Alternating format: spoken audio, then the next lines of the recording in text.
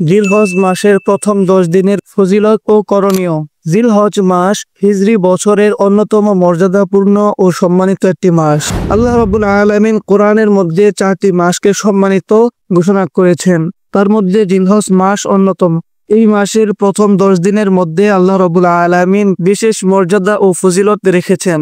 আল্লাহ তাআলা পবিত্র কোরআনের মধ্যে বলেন, ওয়াল ফাজরি ওয়া লায়ালিন আশর, অর্থাৎ কসম ফজর এবং 10 রাত্রের। ওয়া লায়ালিন আশর, এই আয়াতের ব্যাখ্যায় মুফাসসিরিনে কেরাম বলেছেন আল্লাহ রাব্বুল আলামিন জিলহজের প্রথম 10 রাত্রকেই উদ্দেশ্য করেছেন।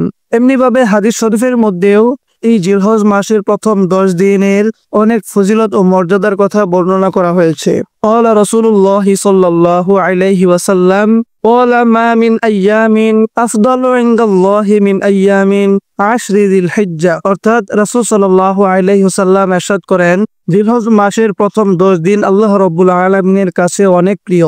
অন্য এক হাদিসে বর্ণিত আছে, আফদালু আইয়ামিদ দুনিয়াল আশরু ইয়ানি আশরা যিলহিজ্জাতি, অর্থাৎ রাসূল সাল্লাল্লাহু আলাইহি ওয়াসাল্লাম ইরশাদ করেন, পৃথিবীর দিনসমূহের মাঝে সবচেয়ে উত্তম ও শ্রেষ্ঠ দিন হচ্ছে জিলহজের প্রথম 10 দিন। রাসূল সাল্লাল্লাহু আলাইহি ওয়াসাল্লাম বলেছেন, আল্লাহ রাব্বুল আলামিনের কাছে সবচেয়ে প্রিয় দিন হচ্ছে জিলহজের প্রথম 10 দিন। সাহাবায়ে কেরাম রাদিয়াল্লাহু তাআলা আনহুম আজমাইন আরজ করলেন, ইয়া রাসূলুল্লাহ ওয়ালাল জিহাদু ফি সাবিলিল্লাহ, জিহাদ থেকেও কি জিলহজের প্রথম 10 দিন আল্লাহ তাআলার কাছে অনেক প্রিয়?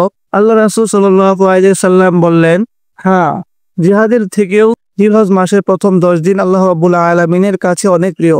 তবে ওই ব্যক্তির চেয়ে নয় যে ব্যক্তি জিহাদের মধ্যে সবকিছু নিয়ে অংশগ্রহণ করলো কিন্তু নিজের জান ব্যতীত কিছুই ফিরে নিয়ে আসতে পারলো না। এই সমস্ত আয়াত ও হাদিস থেকে বোঝা যায় যে জিলহজ মাসের প্রথম 10 দিন আল্লাহ রাব্বুল আলামিনের কাছে অনেক প্রিয়, যার কারণে এই দিনসমূহের ইবাদতের উপর অনেক সওয়াব দেওয়া হয়। যেরকম হাদিসের মধ্যে আল্লাহ রাসূল সাল্লাল্লাহু আলাইহি ওয়াসাল্লাম বলেছে, আল্লাহ তাআলার কাছে জিলহজ মাসের প্রথম 10 দিনের নেক আমল যতটুকু প্রিয় ও মর্যাদাপূর্ণ, অন্য কোনো দিনের আমল ততটুকু মর্যাদাপূর্ণ ও প্রিয় নয়।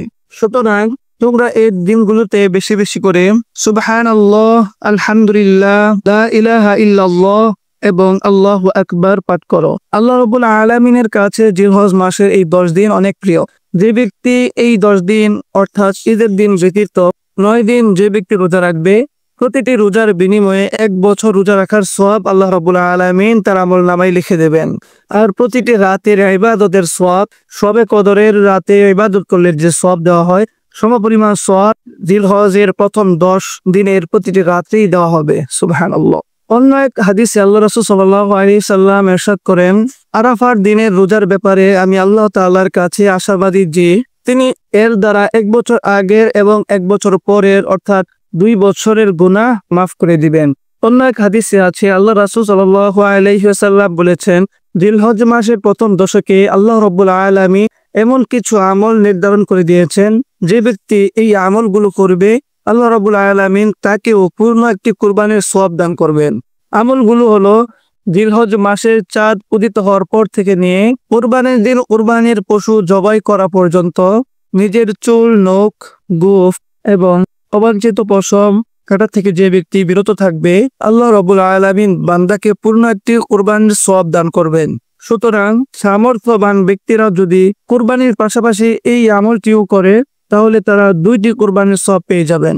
আর সামর্থ্যহীন ব্যক্তিরা যদি এই আমলটি করে তাহলে আশা করা যায় আল্লাহ রাব্বুল আলামিন তাদেরকেও একটি কুরবানির সওয়াব দান করবেন।